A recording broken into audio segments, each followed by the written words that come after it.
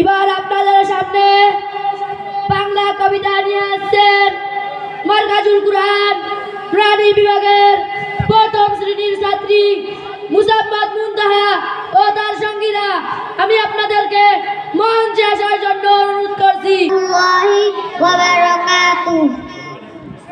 প্রার্থনা সুফিয়া কামাল, তুলি দুই হাত করি মুনাজাত।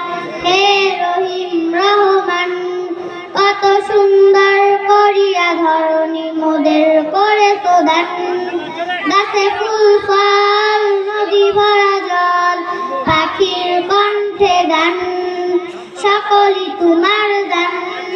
মাতা পিতা ভাই বোন ও স্বজন, সব মানুষেরা সবাই আপন।